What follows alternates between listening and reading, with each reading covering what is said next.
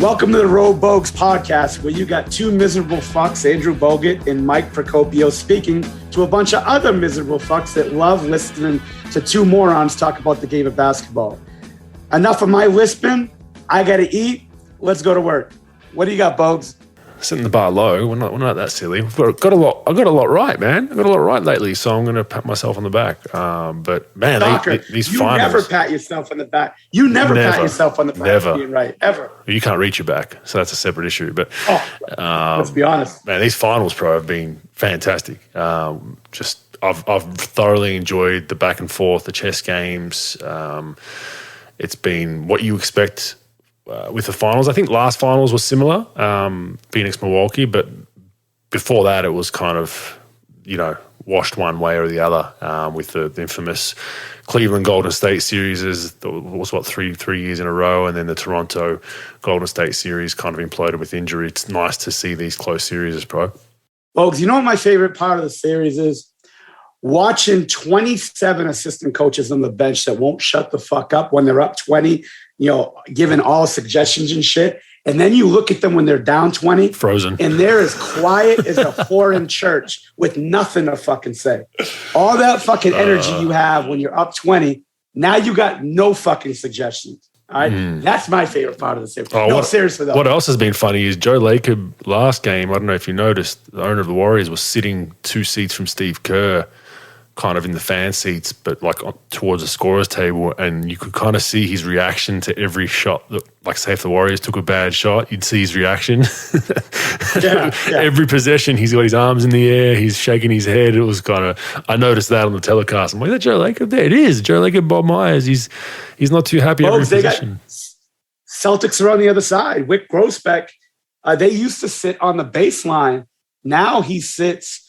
And again, I don't know if they had to swap out tickets or whatever, but now they're 4 seats off the scorer's table. It's interesting because I'd never seen it before. But maybe it's a new thing. I feel like you have to be so stoic as an owner or a GM if you're sitting right in the limelight. Because I think, with all this clickbait bullshit, there's so many people that would look into any reaction you make. He's shaking his head at that shot by that player.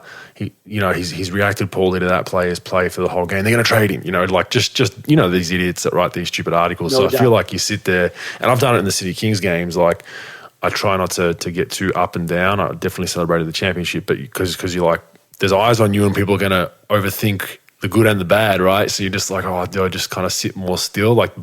Barmer's kind of got it right. He's goes real hard on the positives and just kind of sits there angrily with the negatives. But it's always interesting just from a human psychological point of view of the do's and don'ts if you are that person, and everyone does it differently. But it's been notable to watch. Bogues, when you sit as an owner now, do you? I know you just said you don't have a lot of reaction, so you don't really have much reaction, good, bad, or indifferent. You just sort of stay the same with, the flow of the game, or you get into it. Because I don't. I'm expressionless. Even Cuban would give me shit. I remember a game against Milwaukee. It was 1 point game. He's going nuts. The stadium's going nuts.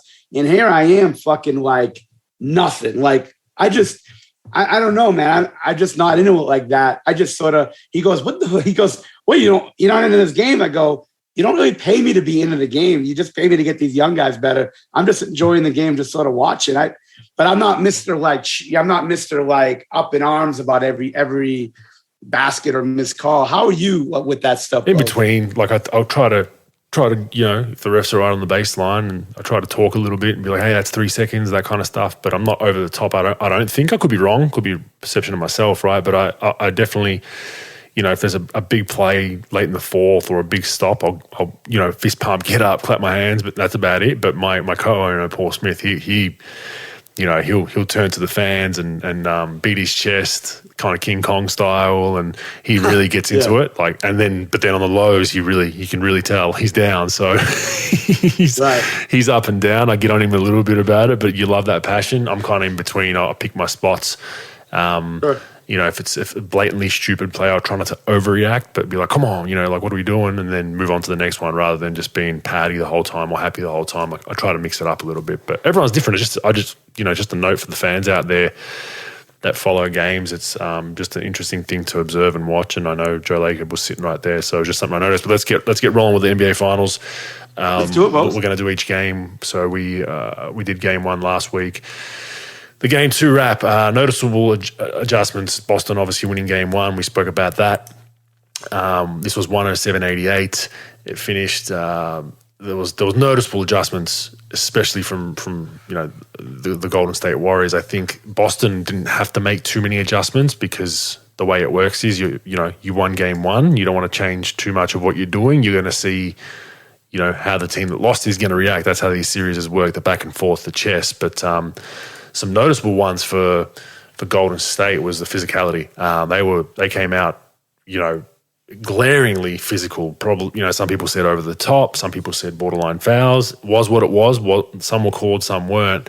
The big one, Pro, was they gave Al Horford no space in this game. In game 1, 6 for 8 from 3 for Al Horford. Draymond roamed off him a lot. Draymond's one of the best help defenders in the league. Very high basketball IQ. He probably outsmarted himself in game 1. I think he was leaving Al way too much, trying to overhelp. And, at times Golden State don't have the best defenders out there on the perimeter, and Poole. Steph's gotten much better, but Poole's a guy that's glaring at times. So I think, going to game 2, they said, we're going to get up and in Al. And what this did is, yes, it took away his feet set threes, but it also messed up their sets. Boston really got pushed out of all their offense. What I mean by that is Draymond, Looney, whoever was guarding Horford was up and in Al Horford. They're like, hey, we're going to make you drive by us and lay it up, and you're mid to late 30s. If you can do that and beat us, great. And Al can't do that at this point. He's either a pump fake straight line drive, but he's not going to release contact when you're up and in him, spin, cross you over. That's not his game. So what that then did was it pushed Al Horford kind of up the floor towards half court. Those handoffs were janky. Like, they were making Al bobble the ball. They were getting a piece of it. It was a kind of clunky handoff, and then all of a sudden Tatum or Brown get it off the handoff. They're pushed up the floor. So that was a great adjustment by the Warriors. They did a really good job of that. I noticed that, and Boston really had no answers in game 2 at least. Al finished that game with 2 points and no threes attempted, period, Pro. So that was a massive, massive adjustment. He killed them in game 1. So obviously Draymond Green was a physical part of what they were doing. He was getting into it. The double technical was spoken about, as we know, but he was, his stats weren't huge in this game. He was at 9, 7, and 5, but I think this was his best game of the series, in my opinion, which is a low bar, right? He hasn't played well in this finals, but that was his best game, was game 2. And it was more from the point of he came out with that bulldog mentality. I'm going to start some shit. I'm going to wrestle. I'm going to get in your head. I'm going to talk. I'm going to bark. And they ended up evening it 1-1. Warriors being the 3-quarter specialists that they are, 35-14 in the third quarter to blow out a final score of winning by 19. Tatum, 28 points on decent clips, but a glaring minus 36 on the plus-minus, Pro. You don't see that very often in a finals game. Brown wasn't very good in game 2, 5 for 17 for 17 points. There was no other help for the Celtics. They struggled to score, and it was a blowout, so it was one of those games that just went that way. For the Warriors, Steph had 29, Poole with 17 with the 2 top scorers, Draymond obviously 9, 7, and 5. Clay continued to struggle in game 2. He had 11 on 4 for 19 shooting, and Kevon Looney was great as well. He was 12.7 rebounds on 6 for 6 shooting. But they were kind of my big noticeables adjustment-wise in that game. Give me your feel for what you thought went down in game 2. No, I agree. I mean, they were definitely more physical. And Draymond's, as fucked up as he is during the series, like, he needed to do what he did, Rodman style. He's not Dennis Rodman. He's a lot different. But, like, he needed to be that sort of physical, cheap shot artist in a way, like just being physical, basically. And, they needed to do that. And Horford was a big problem for them game 1, and the adjustments they made on him, not giving him space was obviously it paid a big dividend for them. And, look, it's just, you gotta adjust. This is what the finals are for. You got to adjust every game. You're going to get your ass kicked sometimes.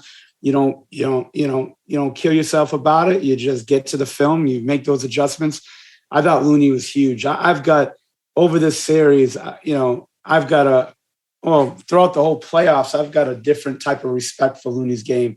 Look, he's not Bill Russell or anything by any stretch of the imagination, but he's somebody who, it's funny they're trying to like make the game positionless, no centers, but it's funny how size and offensive rebounding, it really, you need that to even have a chance to win, even though the Celtics are much bigger and stronger than they are, with the glass and things. Looney just made a huge, like 7 rebounds, 12 points, just knows his role. And really, he's a huge factor for him. He's not going to score 25. He's not going to score 30. He's not going to be a go-to guy, but he's going to clean up a lot of stuff. He's going to be there when they put 2 on the ball and, Clay or Steph or Draymond has to make a quick play, drop down to him, and he'll make a play. I think he's been great.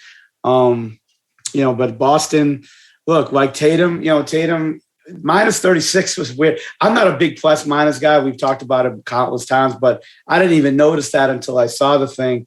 But I thought he played relatively well. I just thought Golden State got Boston out of all their sets. They made them uncomfortable, and that's what you got to do when the game gets down and dirty like that. You gotta come back with something. And I think that their game plan was, look, be physical, be up on everything. Don't let Al have any space, and you definitely can't look, if you're gonna have Brown and Tatum go off, that's one thing, but you can't have those 2 guys go off as well as a Horford, as well as a Smart. So you got to really keep those guys in check the best you can. So, yeah, I thought it was good planning by them, and they came out and they did what they had to do. And the other thing about Looney, just finishing on that, he's very underrated in the 1 through 5 switch. People don't really notice that as much because it doesn't show up on a stat sheet. So when they go to the switching lineup, where basically what I mean by that is, for those that are new to this, is Looney's guarding Horford, goes to the ball screen on Tatum. They just switch it. Looney ends up on Tatum. He does great jobs handling those guards. And he's not the most athletic guy, like you said. He's not Bill Russell. He's not, Anthony Davis as far as athleticism, but he's just solid and he's long. And he doesn't move eloquently, Like, he doesn't move like he's this athletic prowess, right? But he's smart. He's very, very long.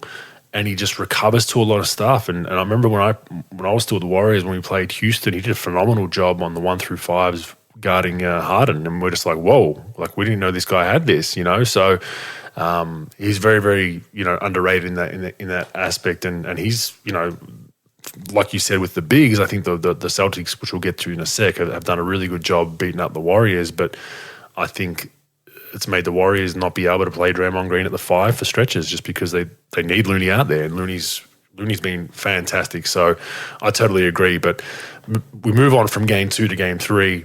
I texted you and a few other people. I was talking about this, and I even did a video about it on Instagram. I think most people with a hard basketball brain knew the adjustments would be made, not by the teams, by the officials. So between game 2 and 3, there was a lot of talk about Draymond Green's double technical. Should he have been thrown out? Why did they keep him in the game? Was he protected? The fouling and physicality, was it over the line? Should there have been fouls?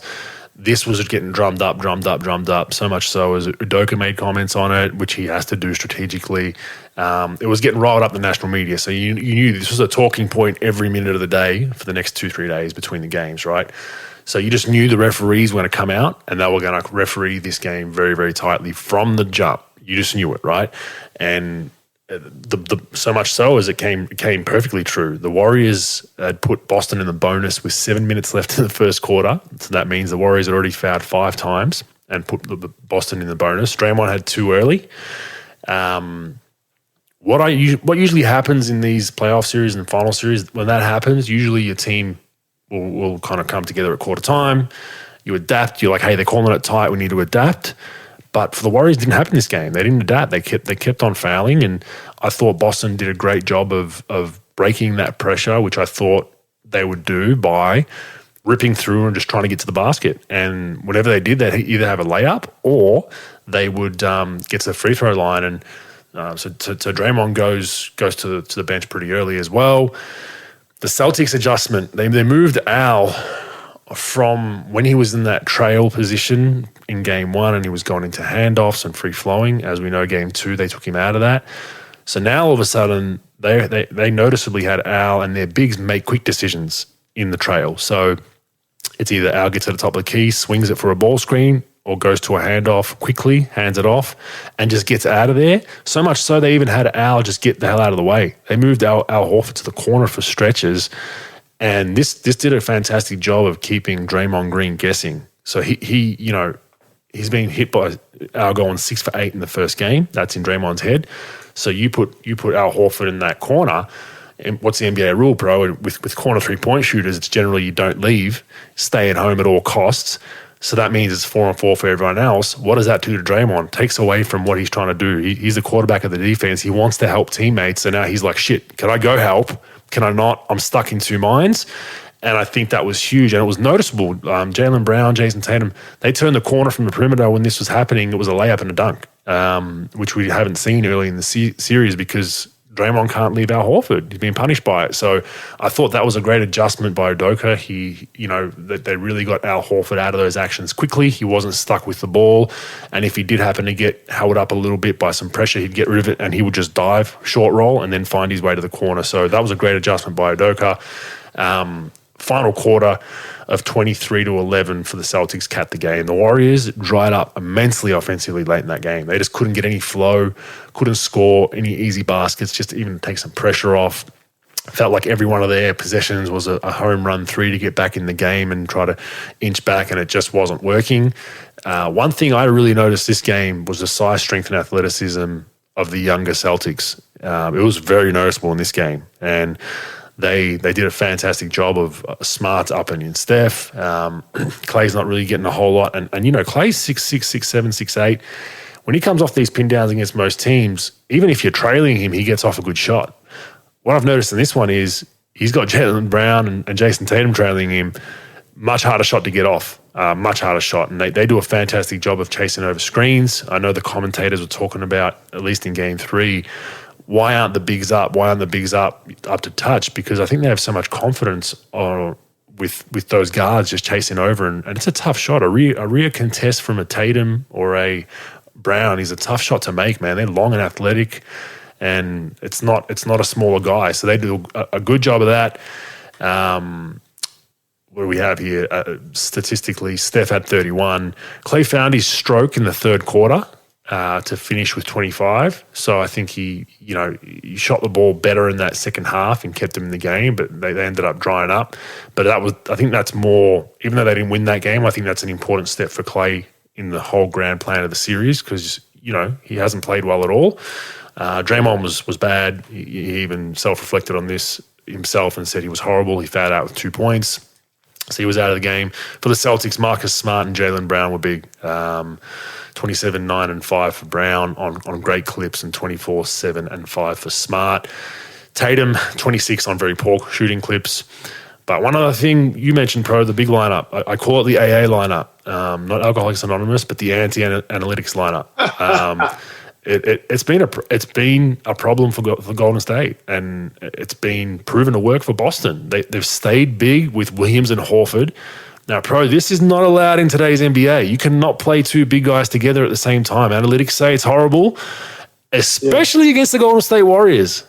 You cannot do that against them and win, and they've done it twice, which has been really, really good. But Williams has caused all kinds of problems. In Game 3, he had 4 blocks and 3 steals, obviously rebounded well, but they beat the shit out of the Warriors on the boards, 47-31. So that AA is my term, the analytics lineup. We'll see if it rings true, but I've been happy to kind of see it, the chess game of this series back and forth. But seeing Udoka say, hey, this is our good lineup that's got us here.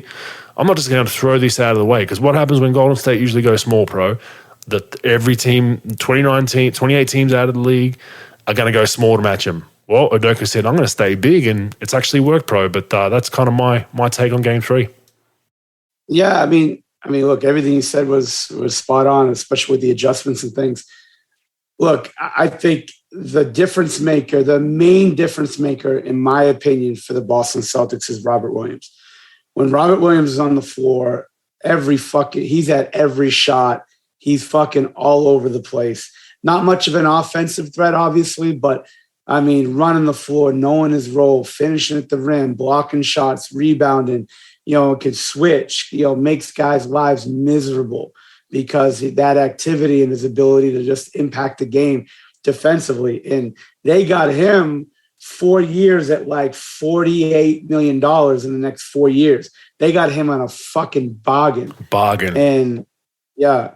And like, look, all these analytics guys, and I do believe that some of the stuff that analytics people give us in the game, as far as the values of certain shots versus the lack of value of certain tougher shots in the 2-point mid-range realm, I sort of get it. But it's funny how those guys like hate big guys for the most part, but yet to be a finals team, you need two things that they hate: bigs and fucking mid-range shots. And what does every championship team have? A dominating mid-range scorer and fucking big lineups that they could offensive rebound and play defense. And that's what they do. And look, I think Udoka's a star in this game. As far as a coach, we talked about it before the podcast. I think he's going to be a $10 million a year coach. I don't give a fuck if they won 10 games or a championship team. The way he handles his team, the way his presence, you could just tell. He never really gets rattled. He's got, he doesn't fucking back down from anyone. I give him all the credit in the world. And I think that size and strength and not just going with every other NBA team does really made a difference in the game. Look, it's not going to work in every situation, but he figured out, look, in this situation, let's just go bigger. It's going to fuck them up. What are they going to do? They're going to keep going small. We'll punish them when the offensive glass. We'll punish them, playing up on the ball, being able to get to Klay Thompson shots and Steph shots. We'll rough them up a little bit. And I thought that Draymond got a little fucked up this game. It got out of his head. I think there's a difference between systematically knowing when to chirp at refs and get under their skin and then lose your shit. And look, I don't know. I'm not him. I'm not next to him in the locker room. I don't know. But it just seemed like this game, really, he got unhinged. And look, for them to win, he's going to have to be at 110%. You can't get 40% of that dude, because 40% of that guy is useless to have on the floor. You got to have that guy at full strength and mental full strength too. Can't let bad calls or lack of calls or what have you fuck you up. And I thought it did. Maybe I'm wrong, but he's got to get better with that. And look, Boston, I don't know, it was just an interesting game, and Boston just did their thing. Tatum didn't have a great game, although I do respect Tatum a lot more. Look, I was really hard on him early in the year, for good reason. And, still not a great player to watch, in my opinion, but like not as a great player, period, just a great player to watch, just because he takes so many tough shots. But he's done a lot more as a playmaker. He's done a lot more getting off the ball a little bit. And then he's been able to take over games when needed. But, yeah, I thought those guys played well. I love the big lineup, and I love that AA deal for you. I think you should trademark that shit. I have all these analytics and my teenagers coming after the podcast, but and by the way, there's a reason why MIT, Harvard, or Yale are never in the final fucking four. All right, that's a reason. So, that's a fair. That's a fair. Yeah. A couple of nice. Hey, look, you could have a couple of nice theories, books, and podcasts, but let's be honest. Yeah, you know a little bit about the game, but stick to what you're good at. Just stay in your dungeon. All right. Slip the report. The guy will come to your door, knock on your cage, slip the fucking report under the door. They'll bring it to the head coach and leave it the fuck alone. That's it. All right. There is a place for it, but I agree. I think it's very important to have a good balance. This game ended up finishing 116-100, and we go off to game 4. So I think I was thinking about what the Warriors would do here. I come to the conclusion of a lineup change. Guess this one right. I pat myself on the back again. I thought that they would bring in Otto Porter at the 4. It was just something I threw out there because I just thought his length and size, you could kind of play him at the 4, move Draymond to the 5, and Looney to the bench, and it came true. This is what they did.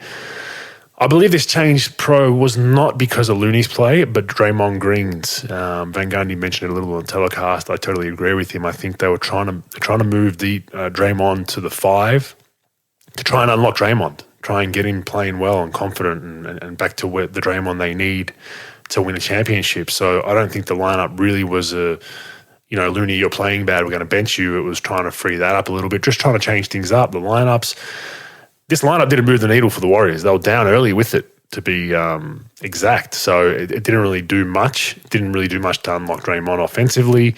Otto Porter only played 14 total minutes. He started both halves and played a little bit of spot minutes between there. But Looney was subbed in early in both of these. So it didn't, I mean, you can argue, did it change anything? I don't think so. Not in this game anyway. What changed in this game was Steph motherfucking Curry. I mean, 43 points and 10 rebounds on fantastic clips. He solidified himself as an all-time great with that performance. But just a tremendous competitor and his knack for making tough shots just to keep his team alive, a next level. He does get some flack at times. They say, he disappeared in game 3. Where was he? But, this game was him. This game was him. And we can talk about adjustments. We can talk about, what was the chess piece, the lineup change. To be honest, Pro, the adjustment was Steph Curry in this game. That's it. You can do whatever else you want to do, adjustment-wise, defensive schemes. You can zone, you can press. I don't give a shit. They had Steph Curry. That was the difference. Nothing that Steve Kerr did, nothing that anyone else did really moved the needle. When Steph's in this kind of flow and state, everything goes out the window, and I think he was huge. Obviously, Clay wasn't great again with his clips, but he had a huge 3 late. And one thing I will note, for his fourth quarter defensively was back to the old Clay we knew. Staying in front of Jaylen Brown, staying in front of Tatum, contesting, caused some turnovers, caused some bobbled balls that went out of bounds. His defensive effort that fourth quarter was what we once knew of Clay pre-injury, right? And he showed that in that fourth quarter, and he hit that big 3. So as I said in game 3, when he made some shots in that third quarter and came into a little bit of a groove, he's starting to find it a little bit. And what's dangerous for me with Boston is Clay hasn't played really well. If you ask him, he hasn't had a game this series where he's felt like he's finished the game with like that was Klay Thompson performance. He hasn't had one yet, and they're 2-2. So that's a dangerous sign. Andrew Wiggins, phenomenal this game, phenomenal this series, I believe. Playoffs in general, he's been awesome. Timely offensive boards in this one, Pro, to keep him alive. Where Boston were up 6, they were up 8, they were up 3. He would get an offensive rebound and kick it out or tip it in. Very, very big plays that were underrated that probably aren't spoken about enough. I mean, everyone talks about his 16 rebounds, but he had some key baskets, second chance points for them at numerous phases that kept them alive. Looney, huge again. Go back to the plus-minus again, Pro, but he was a plus-minus of 21 off the bench, game high, 6 points, 11 rebounds. So I think he's, we've already spoken about his understated value with the Warriors lineups, and I think they've, been very, very blessed to have someone like that in their lineup at times. Warriors found some other lineups.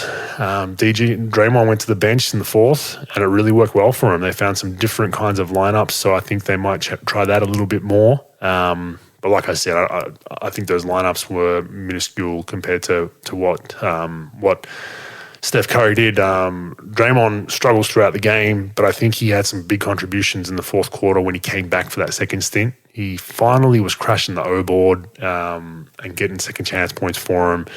So I think, for the most part, he just looks shook offensively, Pro. Like his game 3 and 4, he looks shook. I think at times he needs to be more paint focused. I think he's floating on the perimeter way too much. They're not guarding him at all. They're disrespecting him. So I would punish that by getting down to the dunker at times, because then, you can't roam off a guy. The dunker spot for everyone listening is kind of the short corner. So, just under behind the backboards, standing in those realms.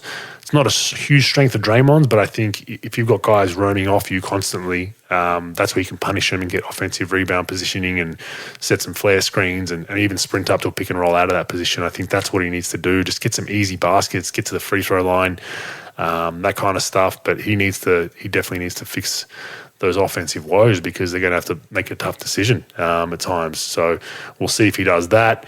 But the Celtics, Tatum, 23, 11, and 6. But once again, horrid clips, 8 for 23 with 6 turnovers pro. So a decent line when you look quickly, but when you read into it, probably not the best performance as far as winning basketball. Williams was once again solid for the Celtics at the defensive end primarily. Brown and Smart, 21 and 18 respectively. But once again, not great clips. That was my wrap for Game 4, Pro. But I mean, 2-2, what a series. We're going back to the Bay. What did you see in Game 4? I just thought it was the turnovers that killed Boston. I'll tell you what, folks, like all game, like it's just one of those things where you just said, I don't think Golden State has enough, right? Like every run they made, Boston just fucking countered it. Like, they scored, fucking Tatum scored. They scored, Marcus Smart just came back and scored. Robert Williams tip in, whatever. Like they just were able to make plays and just counter anything that Golden State had, in my opinion. So I thought the game was going to get out of hand.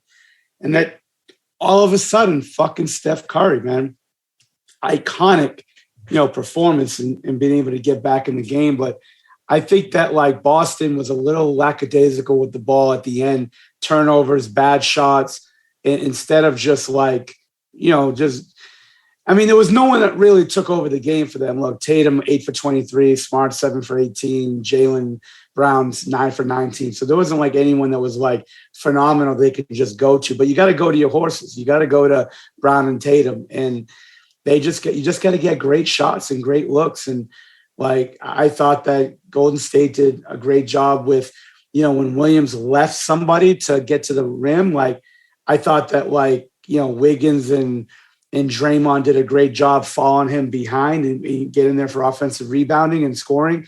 And then just Steph was able, look, they just kept their head above water just enough for him just to take over. And, this was his breakout performance because during the playoffs, during this series, he's been good, but he hasn't been Steph good, in my opinion. Like this, he just had one of those runs, especially in the fourth where he just like shot after shot after shot and play after play after play. And look, it was just too much for them to handle. But I just thought the turnovers and miscues and, they turned the ball over 15 times. It's not great, but it's not like you turn the ball over 20, 22 times. Timely turnovers, though. Timely turnovers. That's exactly what I was going to say. Yeah, you just can't do that. Not in the finals. Not in the finals. I don't give a fuck about this experience versus not experience. You're in Game 4 already. You've had the taste of the finals. So it's not experience anymore. It's knowing how to make great plays and not great plays. And you gotta hold the line when it comes to just taking these tough shots and being in these tough positions. So, yeah, I think the turnovers killed him. Out of the half, when we talk about Steph Curry, when I kind of knew he was locked in and something was going to happen, the first play out of halftime, they run a post for Draymond for some misdirection stuff to have Steph come off a split. He catches it at the 45, about one small step inside the 3-point line and goes bang from that range. Bank to start the half. I'm just going to bank this casually. One of the toughest angles shots in basketball off the glass at that distance, makes it, and you're just like, he's seen something we're not right now, and this could be big, and he ends up blowing up. But just a phenomenal performance and just the degree of difficulty of some of his shots. We'll go through his numbers. Yeah, he hasn't had that iconic Steph till Game 4. I agree, but you look at his numbers for the series. I'll just go through some series numbers for both teams real quick. He's 34, 6 and 4 on 50% from the field and 49% from three.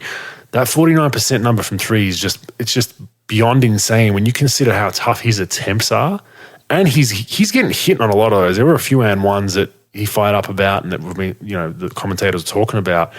These aren't just like, Tony Snell feet set threes for these percentages. Like this is 49% off the dribble, step backs, cha-cha-cha, as Pro would say, like insane numbers, man. Like I looked at that and I thought he'd be in the 40s maybe, low, field goal percentage, mid-40s, threes around high 30s, low 40s. 49% is insane. That is just crazy with the amount he takes.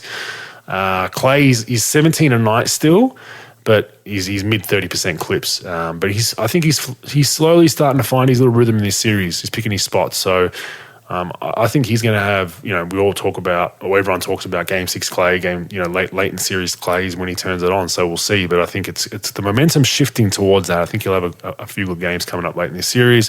Wiggins 16-8 tonight. Looney 9-8. I'm going to go through one player I think on each team that needs to be better. Obviously, it's Draymond Green, elephant in the room, 4.3 points on horrible clips. He's averaging 4 points on 23% from the field, 0% from three on 2.3 attempts a night, and 50% from the line. So, as I said earlier, I just like to see him get some cheap ones roaming around the paint early to get his confidence back. When he's guarding Williams or when Williams is guarding him, Williams is going to go try to block shots. So the rule of thumb is when a shot blocker is guarding you, when he goes to roam, you follow that shot blocker in his trail and you get to the front of the side of the rim for an offensive rebound. I like to see him get a few of those cheap, easy baskets, just get your confidence going early on in a game. Get in that pick and roll with Steph. And, the Draymond Green, when I played with him, he was a hell of a roller. He's not really rolling right now.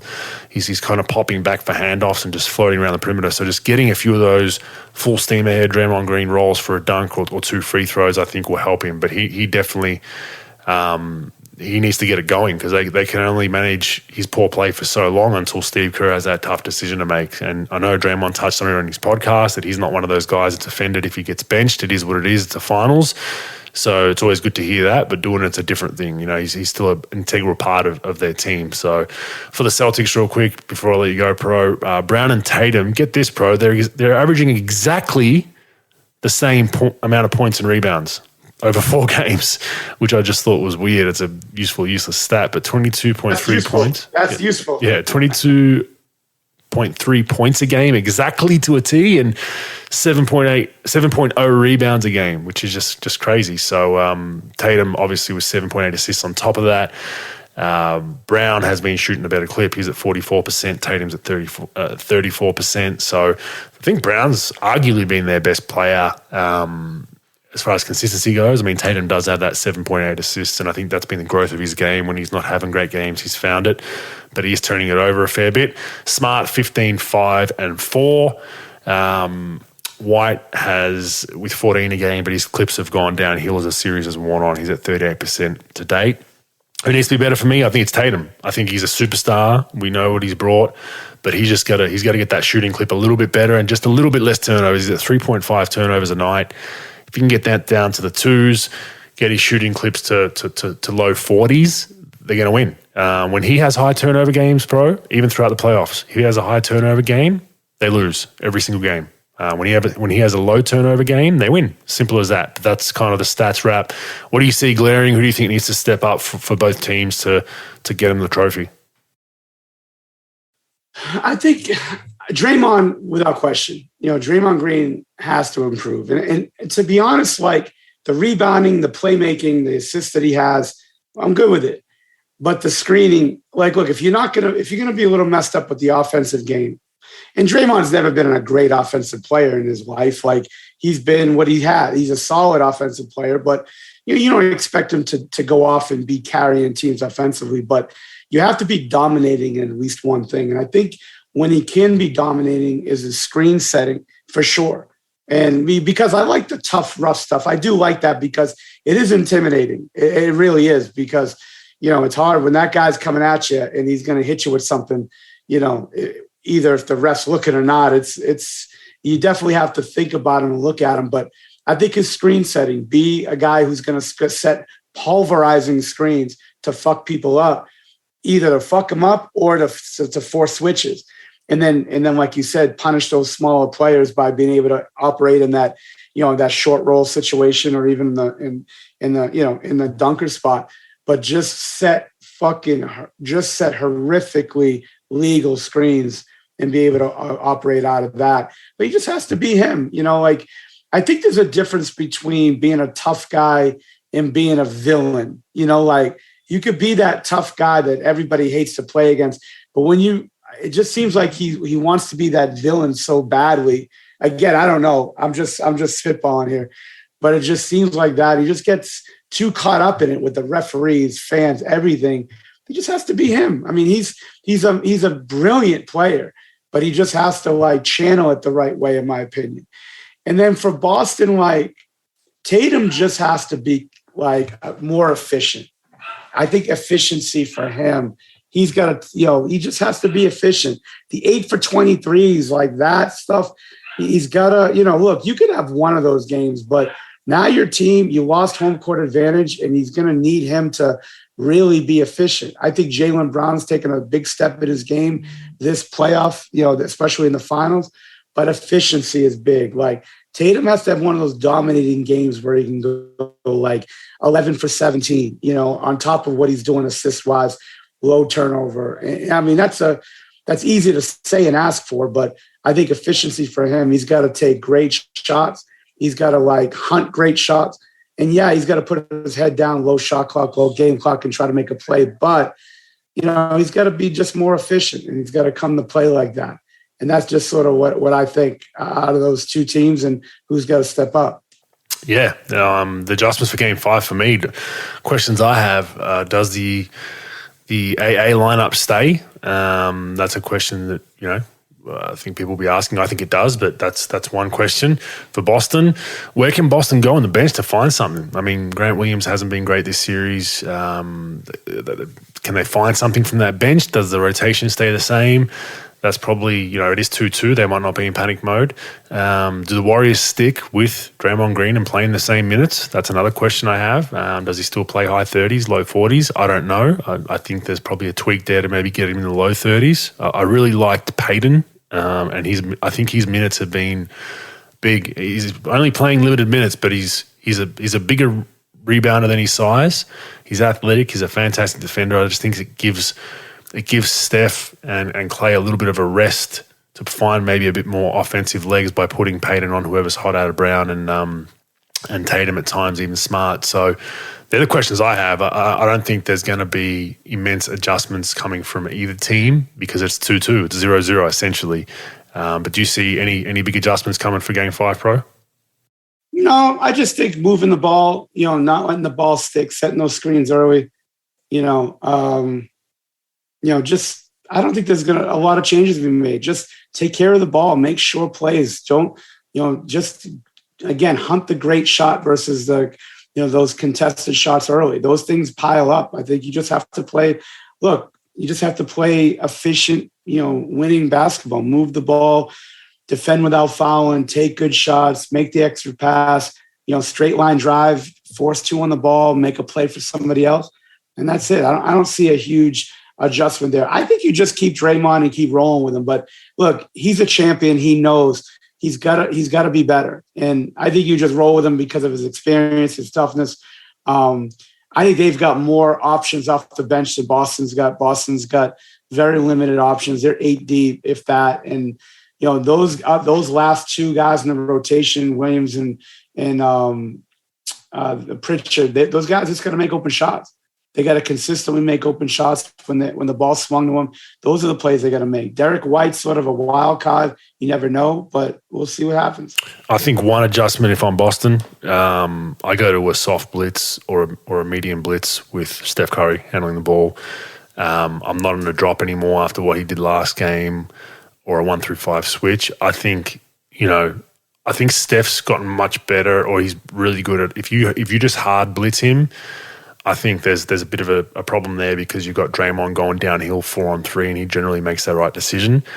I think the soft blitz might work. What I mean by that is you're not hard double teaming him. You've got a big up to touch basically, and you've got the guard chasing, and you kind of it's a corral blitz, and we're just holding it until you give the ball up, Steph. And then if Draymond wants to pop, great. If he's in kind of a half roll, we can kind of half recover. I think that's something Boston's definitely got to look at. Because arguably, Game 4, Steph single-handedly won that game, as was discussed. So do you maybe say, all right, we want to see Clay, we want to see you shoot at a decent clip. Draymond, we want to see if you can go in and shoot that floater and score some buckets for your team. Make someone else beat you, I think. I think that's definitely something that I think Boston will be talking about. All right, we're at the phase of the series. Steph's found his mojo. We need to have some coverages that get the ball out of his hands, and I think a soft blitz might be one. I think the thing with the teams that hard blitz hard double Steph Curry out of pick and rolls is. The Warriors are so good at Steph getting the ball out of that and then coming straight off a handoff to whoever he throws it to. And the problem is you've got the guy leaving the doubles who's taught to sprint out for a rotation. His back's turned, and then you got Steph coming off another handoff with Draymond. It's like you can't then re-blitz that one. So I think that's why I don't like the hard blitz. I think the softer one where you can still see the floor and recover and just be like, hey, we're going to corral you to a certain spot on the floor. That's a much tougher shot for Steph to make, and I think he's going to have to give the ball up and then try to get it back later in the shot clock is a bit harder. So I think that's an adjustment they'll probably have to have. If I'm Udoka, I'll have that in my back pocket, and it might just be kind of that emergency nuclear button that we need to go to this at some point in the game, Pro. But other than that, I think you're right. I don't think there'll be too many adjustments from either team. Yeah, and for any young player that or parents out there that have kids that play and you get constantly double teamed, do what Steph's doing. Give it up early, either in the roll or don't even get to the pick and roll. If you see the blitz coming, just give it up and just follow the pass and come off that handoff. Now you get a head of steam, you get the ball, and now you can try to get to the basket. I will never say the fucking term downhill. I think it's a fucking moronic fucking term, in my opinion. Just get to the basket, get in the paint, and try to make a play. And that's what fucks defenses up, because a lot of guys who get double teamed and girls who get double teamed when they play, they just let it affect them. They either try to make a play that's not there, they over dribble it, they get blitzed and turn the ball over, offensive foul. Just give it up, follow the pass. Either give it up and trust the fact the ball is going to find you again into another pick and roll or another play, or give the ball up and follow it with a handoff. But yeah, I agree. I don't think there should be much. They know the tweaks. I think most of the adjustments have been made. You might see one or two more in the series. I think Golden State's going to win in 7. I think it's going to be tough for them to win in Boston again. I think it'll be very tough for Boston to win in Golden State. I think they're going to win this series in 7 games. Yeah, it's looking like it's going to go 7. So that's great for everyone. I've got that game 7. My whole schedule just cleared out on that. It's our Monday Australian time. So I hope it goes 7. All right, let's go to some news and stuff. Draymond Green and his podcast, Pro. Now, there's a lot being made of this, and I'm siding with Draymond to an extent.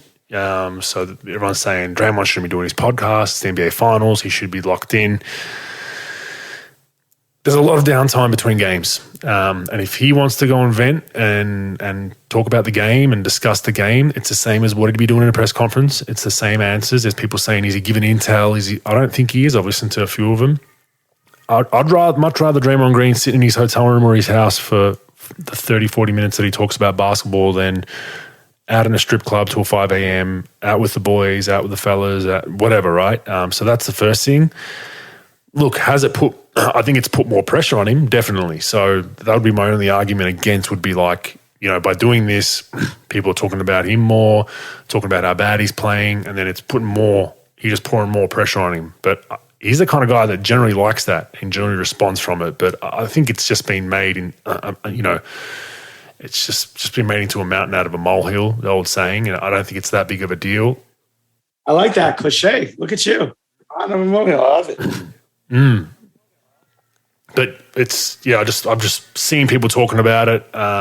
Fans out there, players don't go from a game and just ball up in a corner till the next game and just, shut down. Like, players have children, they have lives, they got to pick kids up from school sometimes, still got to, take calls from agents, whatever it is. They're going to cut a lot of film in the finals. And the worst thing for you is to sit in your room and think about it all day. So if he's doing a podcast and it's his little release valve, and so be it. I think the more power to him.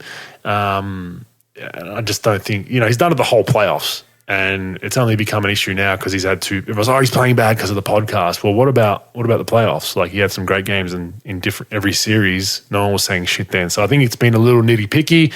It is putting more pressure on him. He does like that kind of pressure. So we'll see if he responds. I just thought I'd address it, Pro, because I think it's just way too big than it is, right? Yeah, I think in today's society, in today's sort of world, that somebody wants to just like They want to blame something on something, right? And they see that he does a podcast. He's very outspoken on anything that he wants to talk about. He never holds back. And of course, like if he plays well, no one's going to care. If he plays badly, they got to blame it on something. And yeah, I don't really care, to be honest with you. If he wants to do a fucking podcast, let him do a podcast. Like, he's good. I like him because he's pretty honest. Is he right all the time? Like Patrick Beverley. Are they right all the time? No. But they're cool because they actually like, they're not afraid to like, go both sides of an argument. Like, they're not afraid to go, to speak the truth and get animated about it. And I don't care. They're not right all the time and what have you. But like, I don't make a big thing of it, Bogues. Like, I remember in 2000, especially on the road in the finals, like I remember in 2010 with Kobe, he never left besides practice, shoot around, never left the hotel room. I remember on one day, like literally from 5 a.m. to 3 a.m., I was literally going back and forth every 90 minutes to his hotel room. He was getting rubbed down by the masseuse. He was stretching. He was eating in the hotel. He was watching film. He didn't really like leave. I don't know what he did at home. I didn't ask him what he did there, but like, I just know because I was sort of a part of that in Boston. So like, if you're going to do a podcast to release and to get you to do whatever, I don't give a fuck. Like, that's what you do. I haven't listened to his stuff. I listen to clips like that are on YouTube or social media. And that's what he does. And does he give up information, whatever? Like, basketball is basketball.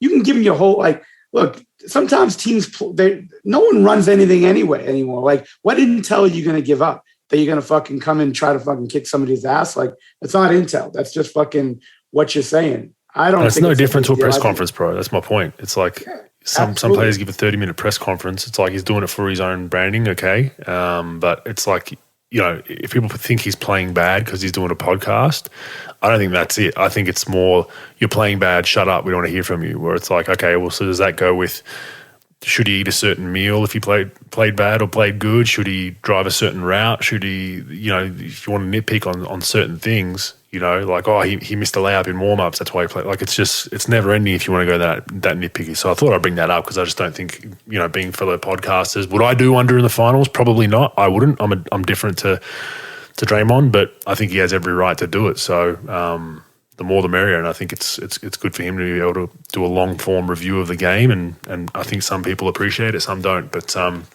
just one I thought I'd note, DeAndre Ayton, rumoured to most likely have played his last game as a Sun pro. That's kind of been leaked over the week. Not overly shocking considering how it ended. So I wonder if Monty's had a catch up with him, if they've had a little powwow. It doesn't seem like they have. Obviously, there is more than just what happened during the final, during the series against Dallas in the playoffs. There's also the fact that they didn't extend him. I know he's pissed off about that. But do you think he's played his last game as a Sun pro? I don't think so. I don't think so. I think that, look, they've got all the control in this, Bogues. Like, they could offer him the most money. He's got a team that they can compete with. Even without CP, like, they could find a way to do something and make a move. But look, they've got all the power in this, even though they didn't extend him. Doesn't matter. He's a restricted free agent. They can match any offer. If he doesn't want to take any offers, and he doesn't want to sign any offers with them, then they extend him what's called the qualifying offer, which I think it's like 150% of his salary, and that he's going to have to take that because there's no other avenue. I think that, look, they've got a competitive team. They got good young players. They got one of the best coaches in the league. Like, what are you doing? I don't, but I have heard, though, Bogues, I will tell you this. I've heard from somebody inside of his camp that they do expect him to be traded. But with his salary, again, without having that extension he's at like 12.6 right now. So you're not going to get as much unless other players are involved and it gets a little crowded from there. But like, if you extend him, now maybe you do sign and trade. I'm not sure what you can and can't do with that anyway. But like, he's going to make like 30. So like, why not wait a year like we talk about with the Zion stuff, get the 30 or whatever you're going to sign him to for, full max contract, and then maybe try to make a move.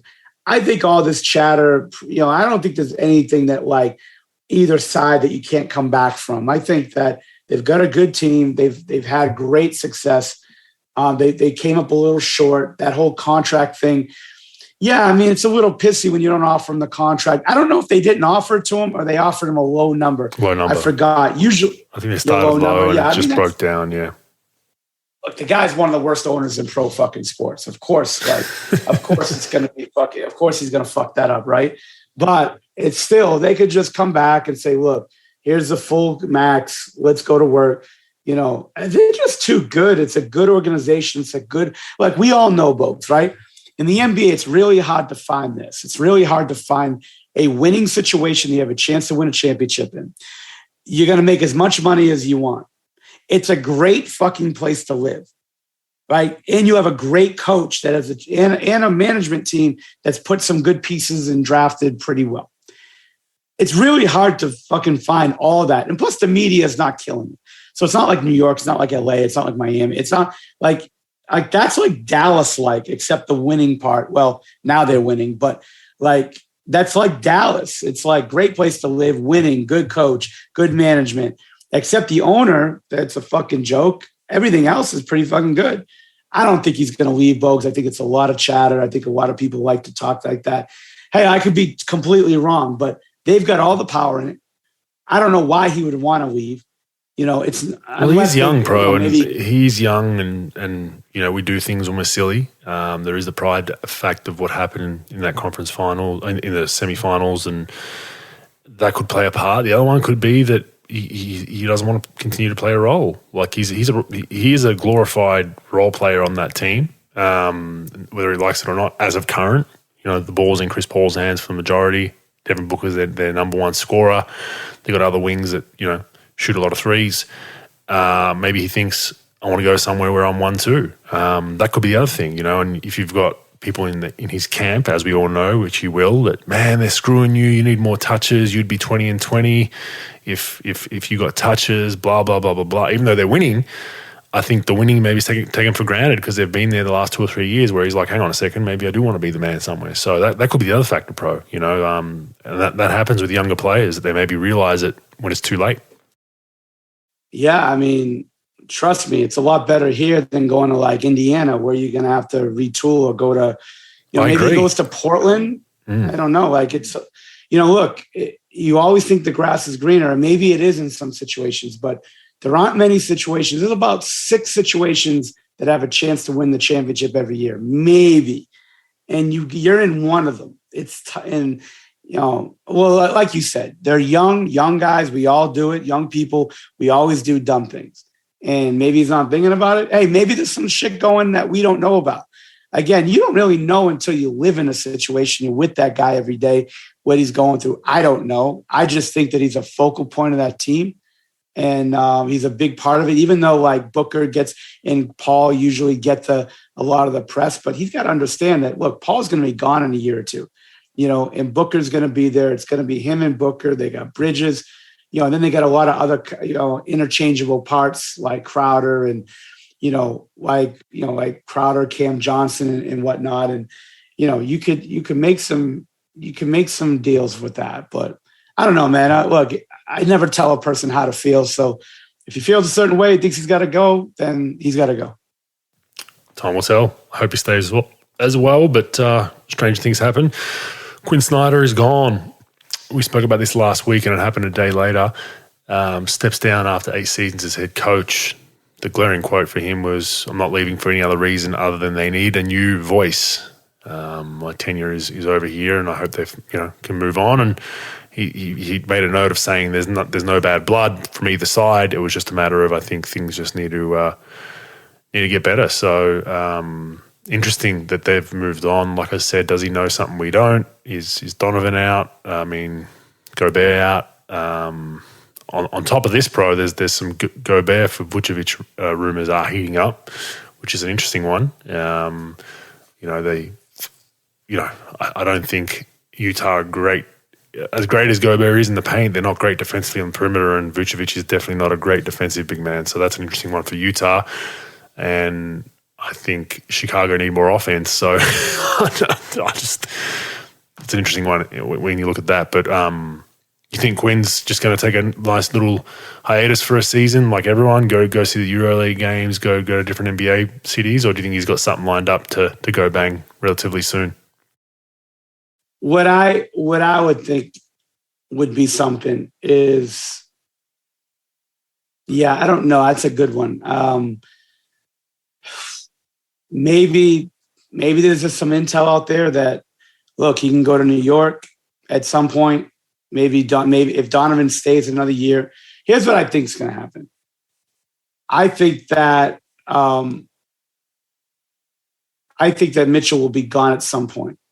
I think that there's going to be a lot of change. The Gobert for Vucevic talk, I think there's some merit to that because mostly because of Vucevic only has 1 year, $22 million left on his deal. I think that's the biggest thing for, Utah to make that deal, because I don't think that Vucevic is a player that like Utah wants to go forward with. If they're going to blow it up, they're going to blow it up. So, but I do think they have some flexibility. They'll probably ask Chicago for a couple more pieces. If I know Ainge like I do, he's going to like try to win every trade. That just 1-for-1 deal ain't going to work. There'll be multiple picks. There'll be another player involved, maybe a young player, Patrick Williams, I don't know, Kobe White, who knows. But what I do think is I think Johnny Bryant will be the new head coach of the Utah Jazz. He's a young associate head coach in New York. He's Donovan Mitchell's closest coach in his life. Like, he was the one who did all his work, pregame, offseason. I think that they'll add Johnny Bryant. If they're going to keep Donovan, they're going to have Bryant there just to smooth it out.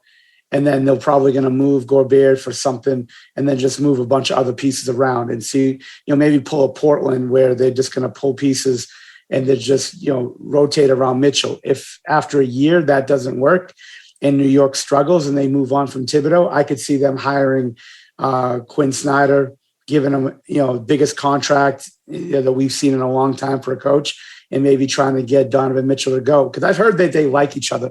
I heard that him and Quinn Snyder like each other a lot. So I could see them doing that. I mean, who knows what New York's going to do? It's always a shit show with them, but I think I could see something like that happening. Yeah, it will be interesting. He's a fantastic coach. I think he gets snapped up pretty quickly, but I think it might be just a year hiatus, or it's a wait and see he knows something we obviously don't, because they, reportedly offered him a contract that would have made him one of the top 2 or 3 paid coaches in the NBA. To scuff at that and just turn it down and then resign, something's going on. So he's got a grand plan, and he's not a silly fella. So we would all assume that he knows something we don't. But that's within his right. Charlotte have hired Kenny Atkinson as the head coach. He's currently with the Warriors. An assistant coach, was infamously moved on from Brooklyn a couple of years ago before their Steve Nash hiring and their big 3, as you'd call it. But he got a 4-year deal in Charlotte. You think it's a good hire? I like Kenny Atkinson a lot.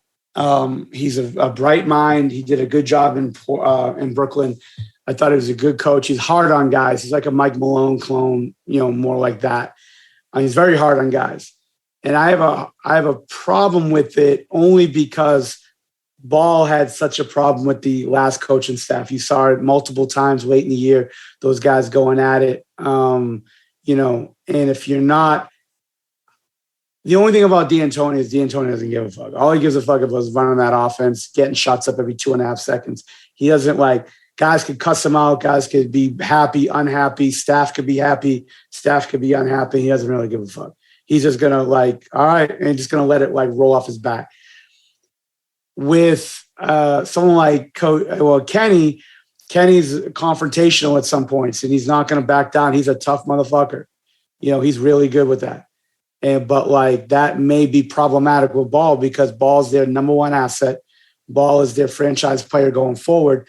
and he's tough to coach, because of the fact that he wants to play a certain way. He wants to play freestyle and do whatever he wants. And he doesn't really want to be held accountable like that. I think that Kenny Atkinson will hold him accountable. And I think there will be some headbutting. If Kenny Atkinson maybe being in Golden State for the year and figuring out like there's a time and place for that and not doing that every day, then I think that, that could be good. The problem with going from Golden State, you've seen it with multiple coaching hires from assistants to other teams, is you're not in Golden State anymore. You don't have those offensive weapons where you could be kumbaya every day because they'll just figure it out. You've got young players that really need to be coached and be held accountable, and you got to do it in the right way without them shutting you down. And that could be a problem. So yes, I do like the coach as far as being prepared and helping them win, and being a good coach, knows what the fuck he's doing, hold guys accountable. I don't like it for the him and Ball situation, because it's going to be, maybe, it's going to be honeymoon phase the first couple of months, but then I want to see them in Golden State in the middle of January down 27. And what are they going to do? You know what I'm saying? Like, how are they going to handle that? Ball turns the ball over 6 times, and he brings them back to the bench to try to clean stuff up. And Ball does that whole eye roll, not looking at him thing, and just yesing him to death. I want to see how Kenny handles it, because it's not going to be easy. I'm not saying that it should be easy either, but that's the only thing I have a hard time with, Bogues. What do you think? Yeah, well, Charlotte are a loose group, period. Like, their roster, for the most part, Oubre and Bridges, after getting caught with whatever he was doing, smoking weed on whatever it was, his Instagram live or whatever. They've got a loose group. They play loose. That's their strength. It's also their weakness. And I think they're giving him a 4-year deal, so I think they're going to roll the punches. But do you scare Ball off eventually in free agency if you don't get the right coach? That's the challenge that organizations, small organizations especially, looking at Zion and New Orleans, they have those issues. And I think you make a valid point. I think Kenny's got to – I think they've hired him knowing that to an extent, but he's probably got to tweak it a little bit with that group, because you don't want to lose them early, and you don't want to lose them mentally where they're blocking you out and yes-sirring you to death and doing their own thing. But they need some discipline. That squad is a talented squad now. There's no more excuses for Charlotte. They should be they should be in that playoff mix. With the talent they have on that roster. So, we know MJ would love to have disciplinarian type coaches, the old school mentality. So maybe that's a factor. But as far as the Warriors offense, you'd hope that Kenny isn't that silly to try and implement the same kind of stuff with Charlotte. You'd hope he's not that silly, and I don't think he is. But it's going to be. It's, 2 meteors colliding eventually, and it's going to come to a point, like you said, in January on a 5-game trip where we're 0-4. That's going to be where the true test starts. I'm not really worried about October, November, December. I'm worried about when shit really hits the fan for the 3rd time and you're hearing the same old thing, how they can respond. But they need it. They're one of the most undisciplined teams in the league. When they play well and they're locked in, they can beat anyone. When they don't, they can lose to anyone. And I think Kenny's got to be that guy that gets that consistency just to in the middle par where we're consistent every night and giving ourselves a chance. And sometimes you'll lose to a Golden State because they're more talented, but you don't want to shoot yourself in the foot. So I don't know a whole lot about him other than that. I know he can get rolled up a little bit. So that's something that they need, but just got to tweak it a little bit. So we'll see. Pat Riley, this was fantastic. I don't know. Did you watch his press conference? Fuck yeah, I did. I love Pat Riley. One of the few guys to go this hard in a press conference. So for those that haven't watched it, a friend of mine is a really big Miami Heat fan. He sent it to me. I had a quick look, and he basically gives a season wrap. He goes almost through every player, every staff member, like he goes through everyone, and no holds barred. They asked him, Tyler Hero about wanting to, around Tyler Hero wanting to be a starter. He said, okay, come to camp and win a spot then. You want to be a starter? Come on, come to camp, in shape, ready to go. Get better in the offseason, and you'll win a starter spot. That was point blank answer. Kyle Lowry was out of shape. He failed to meet 18% body fat. He needs to address that, or he's not going to play. So it was really kind of different to what we see. Most GMs now are really walking on eggshells about saying the most minuscule, small thing that pisses off one superstar because you overspoke about the other superstar or blah, blah, blah. You're going to be really careful as a GM, even as an owner. Whereas it's nice to see a guy, I mean, Pat Riley's earned the right to do it, but it's nice to see a guy just sit down and be like, yep, that's bullshit. This guy was shitty this year. He needs to be better. Yep, this guy was great. He needs to keep working though because we need more. It was great to see, bro. Bogues, look, everybody talks about we got to be like San Antonio. We got to be like Miami. But nobody really wants to do that shit every day.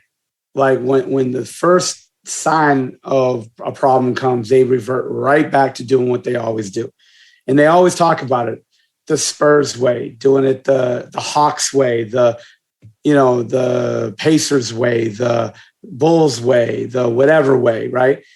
And it's just like, but when it comes down to it and you got to make some hard deals and you got to talk the truth and have hard conversations, nobody wants to do that shit. Pat Riley's earned the right, obviously, because of what he did in LA. And since the LA days, he's been the same ever, when he went to New York, when he went to Miami. Look, it's not that hard. You have a plan. You tell players the truth. You give them exactly what they need to hear as far as like, this is how we're going to be successful. This is how we expect you to be. We give you the lap of luxury.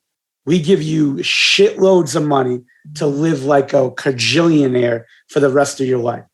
We're giving you this. We give you the best facilities. We give you the best training staff. We give you the best coaching staff. We travel unbelievably. What we expect for you to be is in the best shape of your life, accept your role, and compete every day like it's your last fucking day. That's it. And that's it. There's no bullshit. There's no, don't tell this guy, but you're our guy. And then you tell everybody that, there's no games. It's just, look, you get the fucking job done or we're going to get somebody better than you to do it. Look, if they were paying these guys what they were paying them in the 80s and then and talking like this, a little different, but the money these guys are making, all you have to do is be in great shape, be good at something, work on your game, and be coachable. It's not that fucking hard. And as a GM, as a coach, just be honest with your fucking players. If they're not getting it done, you don't have to scream, yell, and be, really like aggressive with it. You just say, look, dude, you're too fat. You're too out of shape. You're 18% body fat. What are we doing here? You know the style, 10% or whatever they're going to give. And with Riley, it's probably 0.3%. But like whatever that number is, whatever you have to do, this is what we do together. And I don't care if you're our best guy or you're our worst two-way or anybody in between. I'm going to treat you the same. Pat Riley's always had my respect. But when LeBron, Bosch, and Wade went in his office and wanted to fire Spoelstra in that first year, and Riley basically told him to fuck off and they don't run the team and he does, that's when I gathered 1,000% respect for that fucking guy. Because especially when no one's looking, and most guys would have said, I'll fire that guy yesterday because you three guys, I can't lose here. He's like, fuck no, we're not doing that. We don't do that here. This is not how we operate. These are the rules. We live by these commandments every day, with or without a camera in my face, or with or without the best player or the worst player. But no one can do that, Bogues. Everybody likes to talk about it, put those signs up in their fucking locker room. We're going to do this. We're going to be fucking like the Army and we're going to be like the Special Forces. And then the first fucking day, they go from being an armored tank to the fucking Titanic in 2 hours of having any type of adversity. I love what Miami does. I don't give a fuck if they're a lottery team or a championship team. He has the total right, because he didn't say anything that was that bad. He just was the honest. Hey, look, if dude wants a starting job, earn it. All right. You want, this guy, you got to come in better shape. I remember when they won the championship in Miami and Antoine Walker came in with way high body fat, wouldn't let him play until he got down, was in a treadmill all fucking day. I remember I used to work out a player way early in my career, Bogues. And he was like 14th guy on their roster. And he goes, Mike, you'd never fucking believe this shit. He goes, in training camp, we did double sessions. They put hospital beds, Bogues, around the court, like 10, 12 feet off the court, like 6 of them. because guys were dropping. They had like IVs they had to put in their fucking arm, because he worked them so hard. That's what he does, Bogues. He's driven. He's got a fucking plan. If you read that book, Showtime, about the Lakers, that book that I always talk about, they talk about his infatuation with players being in great shape, about how he did all this research and had all his trainers and people that work for the team do all this research on people being in shape and what body fats they need to be before any of this before they started hiring these New Zealand fucking coaches and Australian fucking football coaches like they're Albert fucking Einstein. Like this, he did this in the fucking 80s. And he was ahead of this shit. And he's fucking unbelievable. He did another trend in the NBA, which I totally fucking respect, folks. So he's colorblind, right? And I don't know if anybody knows. I didn't know that. Colorblind, right? So he can't see certain colors. So, like most coaches, like they have like pads, they have like the white paper they write on. He made his staff buy him colored cardstock. He didn't write on notebook paper. He wrote on cardstock. So like, their administrative budget went up like 40 grand a year because they have this expensive ass fucking cardstock. He did like, what's cardstock? Blue. Cardstock's like, like an index card, like a hard card like that, but even harder than that. Okay. Like it's a thick piece of paper, but it's really hard. Like it's like bendable, like barely bendable. It's not like a thin piece of paper. So he wrote on that. Every fucking coach, you watch Monty Williams, you watch Doc Rivers, they have this colored cardstock paper. Dallas did it. Everybody copied this fucking guy. I'll tell you what, you read that fucking book about Showtime, he's a fucking interesting character, man. I remember Eddie Curry, he came in when we were in Grover's and they were trying to sign Eddie Curry to like just a backup center role in Miami. And he came in, dude, that guy is fucking scary. He's like, you look at his eyes, you're like, what the fuck? Like he's like Medusa. You don't want to look him straight in the eyes because he'll make a guy like me think that I could be Brad Pitt in 2 months. Like that's how he is. And he's scary as shit, but he's fucking direct. He don't give a fuck who you are. He'll just like lay it down straight. He won't raise his voice. He'll just fucking talk right through you. I love that dude, man. Well, Wesley, you remember Wesley Person? For sure. So apparently there's a story, Wesley was at the end of his career, went to Miami, and they, I don't know if you heard this before, but they took him to the running track for preseason or training camp. It was, all right, we're going to be on the running track and do our thing there. And he got like 10 minutes in, walked off, went to the Miami Heat coaches and GM and was like, hey, you guys don't have to pay me. You guys don't owe me any money. I'm retiring. I'm done. I can't do this. Like honestly, that was the story. It was like he was at the end of his career, and he's like, I'm too old for this shit. I'm a feet set shooter. I'm not. I can't do it. And just was like, don't have to pay me. I know it was a partial guarantee. I'm out later. Just left. Oh yeah, he's unbelievable, man. He doesn't he doesn't give a fuck if they're a lottery team or a championship team. He runs it the same every day. Like when LeBron wanted 20 guys hired, like every other team he's played for, he didn't do it. I think he let him hire his stretch guy, like his physical guy. But that's it. No security, no nothing. He doesn't do that shit. He does not do that shit. And that's why he has my ultimate respect. Maybe he'll lose out in the end. I mean, he is a little older, but like maybe that's why like players like it's funny. It's a little different than San Antonio because maybe because Miami and San Antonio place to live. Yeah. But like guys don't want to go to San Antonio anymore, like the big timers anymore for one reason or another. And people still want to go there. And look, they've always got assets. If they've been down, they were only down for a year or two. And then he just retools the roster. He's got his assets. He'll trade anybody. And he just works that cap. He's got this guy, I forgot the guy's name, cap guy, that's unbelievable. Andy, I forgot Andy's name, but like their staff's unbelievable. He's got a small scouting staff, but he's in charge, and you know it. And his communication with you is off the charts because he tells you, look, you're going to do this shit or you're going to be fucking gone. Which one you want? Because I don't give a fuck. I'm going to run it this way regardless of how we are. And the owner loves him. He's brought multiple championships there. And the fucking guy, man, all respect for that dude, man. Yeah, it's nice. Like we talk about anti-analytics, it's anti-2022 to be that way. So it's nice to see. NBL Australia, Dyson Daniels invited to the NBA draft green room. So it should be a top 10 lock, I'd assume, pro. So that's great. We hit that last week. NBL free agency. Xavier Cooks re-signs with the Sydney Kings. So that was huge. We got that done. Had to pay the man, obviously, but we're excited to have him back. He's NBL Finals MVP, had a huge season. Still has his NBA dream alive. He has some NBA outs in there. We support that, but hopefully, being selfish and greedy, we'd love to have him back. But if he goes on to bigger and better things, so be it.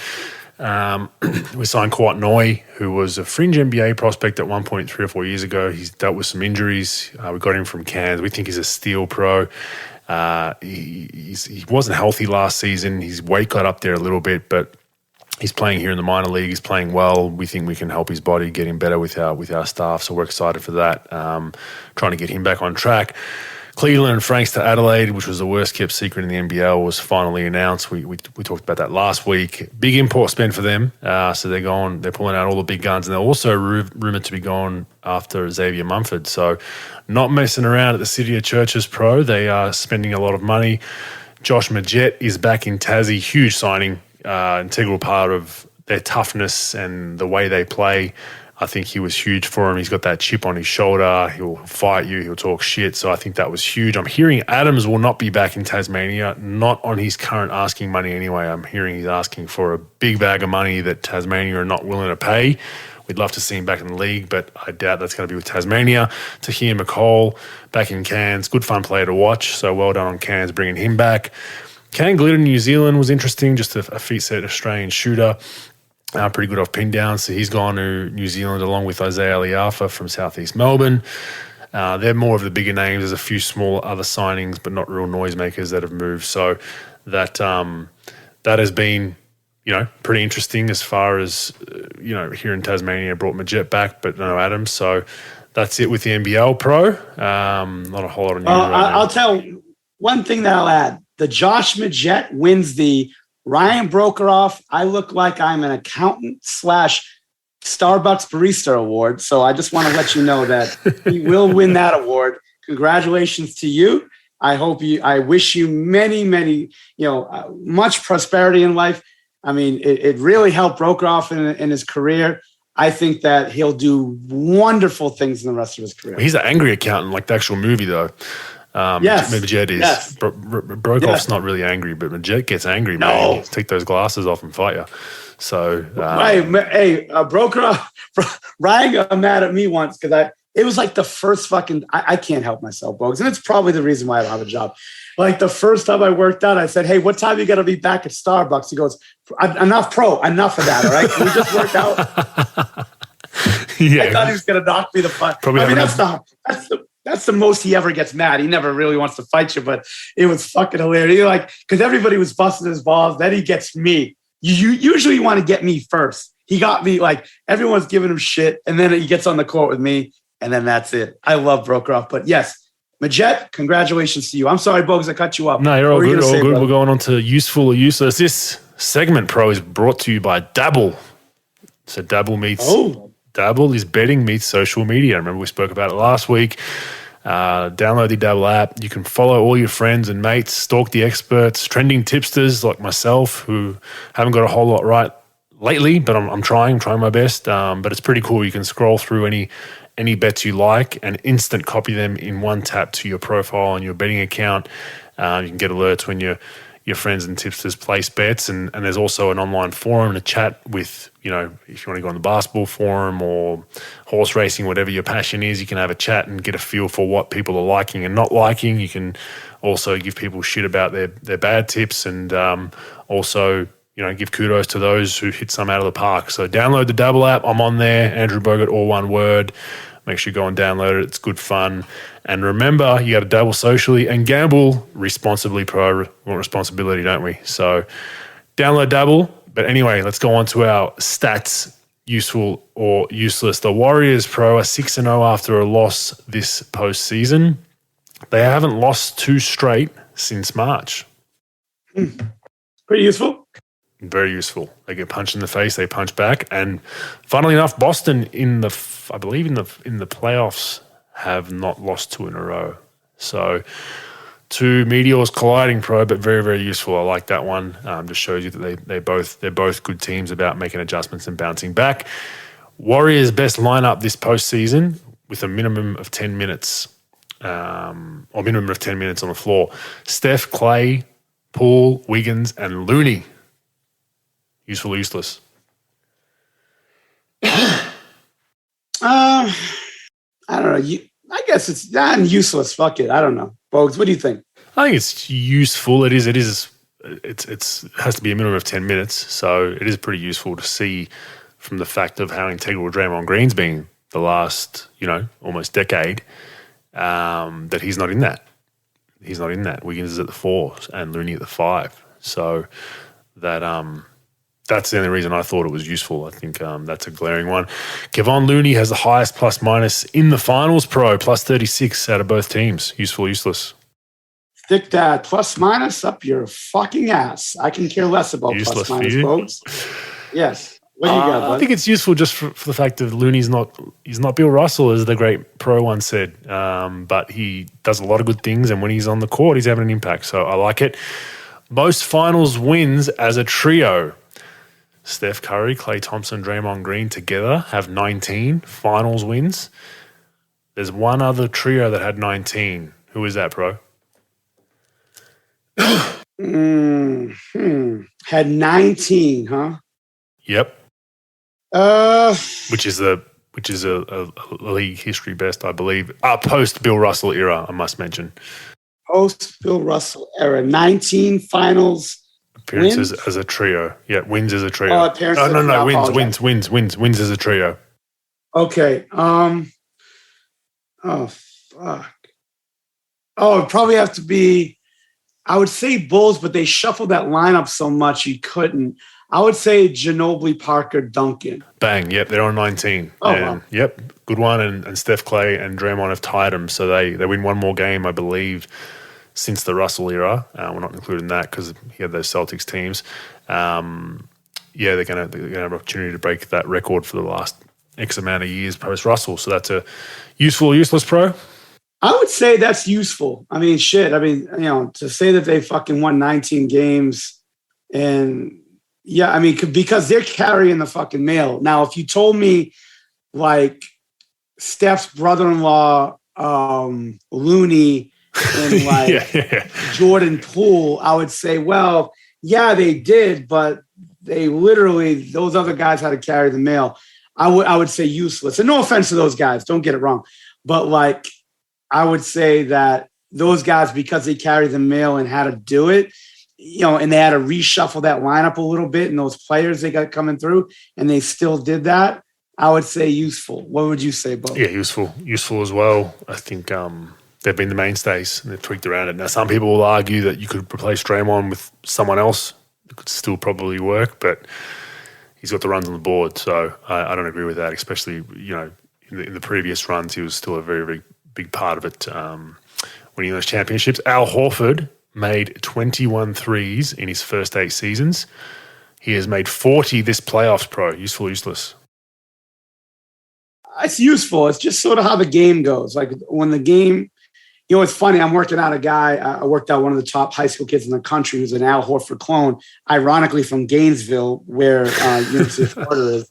It is. And I said, look, you already have a heads up on Al Horford going forward in your career, because when Al came in the league, he didn't shoot the ball. He didn't shoot threes. He was an inside player. Now you already have the 3-point game and, at the college 3, and you will get the pro 3, and you can do everything else Al did at that stage of your career. So it is useful because it just, he had to adjust and make that adjustment to his game and develop that shooting. But it just, you adapt with the times. And, when you and I talk about errors and stuff, and that's what he had to do. He had to adapt. Any competitor that wants to stay relevant in their sport, they're going to have to adjust. And that's what when the game changes, you got to change with it. So that's what he did. And I think, it's unbelievable because he was not a shooter. At best, he was a 12 to 15 foot jump shooter.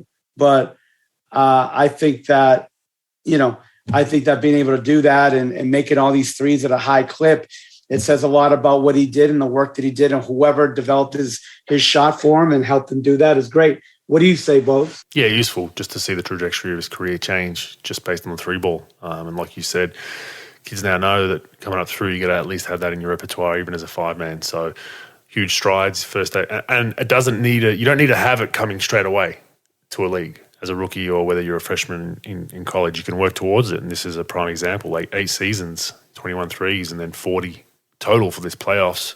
Pretty big. So I think it's useful. Jason Tatum has a total of 91 turnovers in the playoffs so far.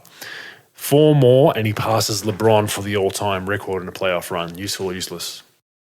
Pretty useful. I mean, shit, he's got to take care of the ball. I mean, that's turnovers. Turnovers are an offensive rebound, giving up offensive rebound putbacks are a fucking killer for teams.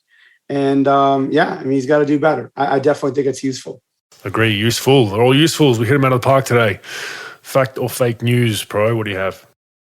All right, Bogues, we talked about it a little bit, but do you think Charlotte is in a better place hiring Atkinson rather than D'Antoni dealing with Ball, their young point guard? Do you think they're in a better place than, what would you rather have done? Specifically, just with Ball. Just with Ball, fake news. Fake news. Just if you're specifically going towards Ball, I think D'Antoni would have been a much better option just because he's going to let him do what he wants and run the roost. And as we said earlier, Atkinson's going to eventually push back on Ball when he's a bit too loosey-goosey. So I think it's fake news. I think, specifically when you're dealing with Ball. Now, as an organization, I would have said fact, but as specifically dealing with Ball, fake news. Yeah, I agree. I think Atkinson's a great hire. Like if I had a team, like if I had him for like Portland, I would have been fine with it because Dame's coachable. He's at a level where, it doesn't matter who his coach is, he's going to deal with him and he's going to have that relationship and he wants to be held accountable a little bit. But with this kid, he doesn't. I mean, I like the last coach they had. I think he did a fantastic job, but I knew that his days were numbered and I think I mentioned in the pod a couple of times where I would watch their games and he would be getting into it with them. As a coach, you need to. You don't just fuck with a player to fuck with them. Believe me, I've dealt with coaches that did that. That doesn't work. But when they make a mistake, they got to, especially as a young player, you got to sit next to them. You got to say, hey, look, this is the mistake you made and we're good. We'll get you back in the game, but we got to address this. And when you don't want to be coached and you're just saying, yep, and giving disrespect to a coach, that's huge. And I think that Atkinson doesn't take any shit. He's a lot like Mike Malone. That's going to be a tough one. So I say fake news. All right, Bogues. Golden State has a better chance to beat the Celtics with Porter in the lineup rather than Looney. Fake news. I think we saw it last game. I think it was a change they had to make to try to, like I said, unlock Draymond Green. But they need Looney. He's got to give him 20 to 30 good minutes a night for them to win this championship. So I will definitely fake news that one. Yeah, I'll fake news it too. Look, Porter to me is like Trevor Ariza. He's a spot-up shooter. He could straight line drive you. He's a good athlete, could run, but he's not he's not really much of an offensive threat as far as like someone who you just like Wiggins. Like Wiggins, we shit on Wiggins a little bit throughout his career, and for good reason. But that he could put his head down and score whenever he wants. In some stretches, Porter's just not built like that, and I think that Looney. It gives them rebounding, screening, defense, lob threat, drop down threat when his man helps up on penetration. I think that he's much better, in my opinion, gives him a much better chance. So I say fake news on that for sure. And it also flattens the floor. Like this whole day and age of 5 out, everyone can shoot the three. It's much easier to rotate when there's 5 guys around the perimeter. All of a sudden, if you put a guy at the dunker like Looney that can move off the ball, that can get an offensive rebound positioning, it frees up the perimeter a little bit. So I always scratch my head sometimes at, all the spacing, we want 5 guys that can shoot the three. Well, it's much easier to get to 5 guys on the perimeter in a rotation. If you've got 4 or 3 out there, 3.5 at times and a guy cutting, it's much harder. But that's the way it's going. Next one. Yeah. Last thing, Steph Curry, top 10 of all time. Fact. I think it solidified last game. I think there was question marks around that for people, but he doesn't get enough respect along with the all-time greats, in my opinion. I think people respect what he's doing. He's an all-star, MVP, all that kind of stuff, but he still gets knocked back from that seat at the table with MJ and Kobe and LeBron. I think he's there. I think he's top 10 all-time without a doubt, and I think if he continues along this kind of pace this finals and potentially next year, he's going to scratch top 5.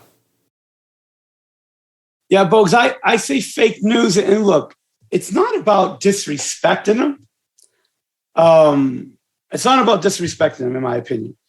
It's about okay, if you're going to put him in the top 10, who are you going to take out?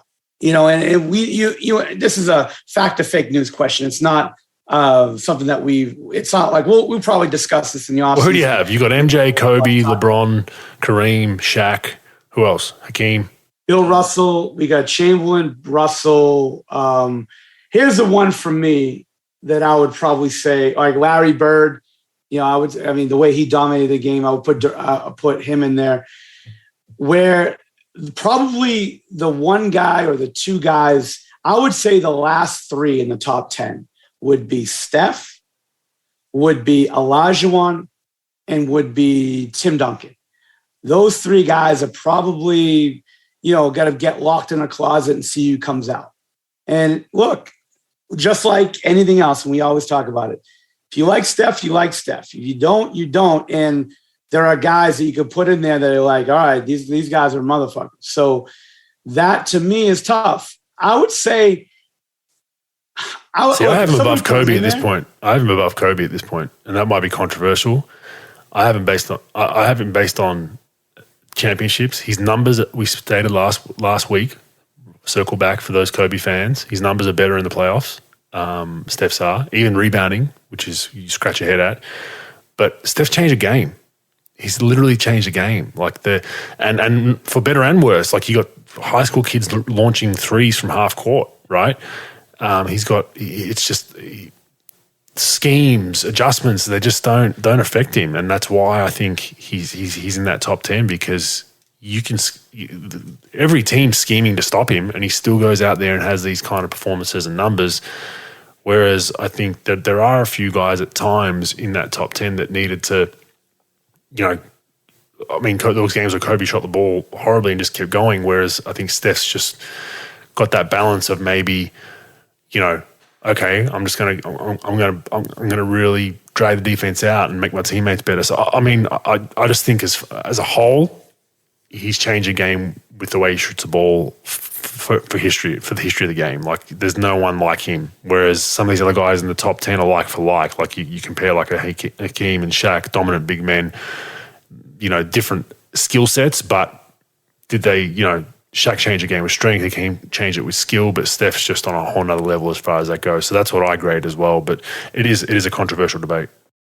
Yeah, I agree. No, I totally. And why I like Kobe so much, and why I like MJ so much, and why I like Olajuwon so much, guys like that, they dominated on both ends of the floor. Like Steph did change the game. You're absolutely correct. And this is where like Larry Bird, when people start comparing like Kobe and Larry, like Larry, first of all, he's one of the most gifted players that did more with less than I've ever seen as far as athletic ability.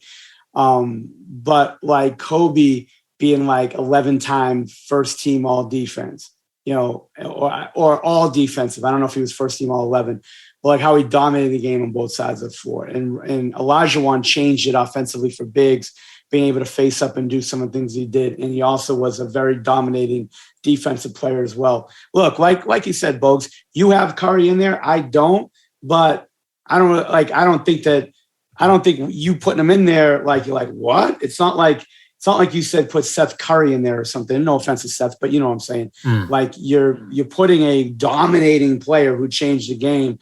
And at this point it's all, hey, what do you think versus what I think? And it is what it is. But I think if he's not in there, he's very close. Like I said, I think he's like the last 3 out, would be him, Olajuwon, and Duncan.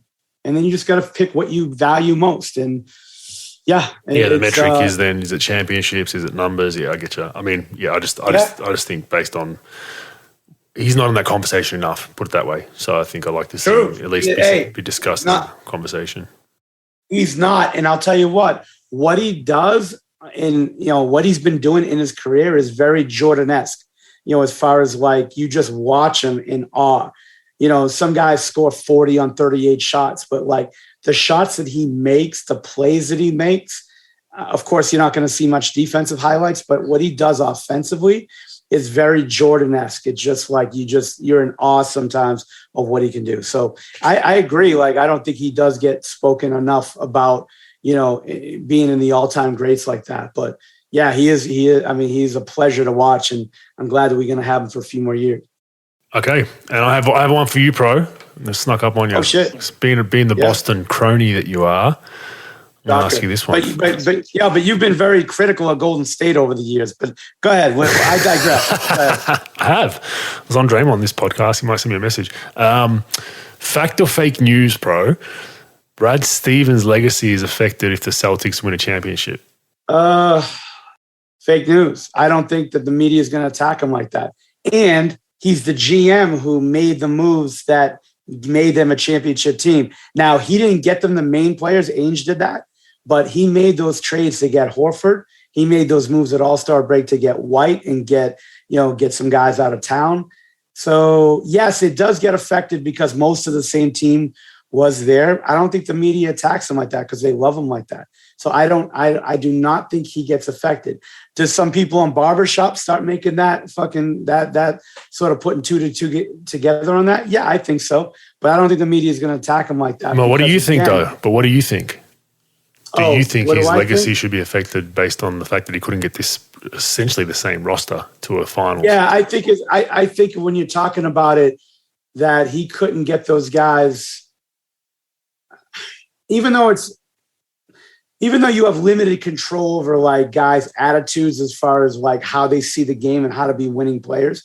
Yes, it does to me affect his legacy in the sense that, a first-year coach got those guys to do it, even if it was Marcus Smart or whoever doing it behind the scenes, or maybe them just looking at themselves in the mirror. But I do think that, like, look, he was able to do it and he wasn't at the end.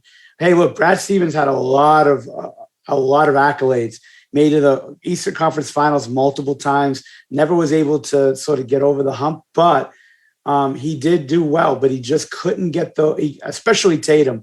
He couldn't get Tatum to buy in to be a winning player yet. And maybe it just wasn't the right stage of Tatum's career to do that, but it doesn't matter. I mean, you just you got to coach what's in front of you. And he just couldn't get him on that page.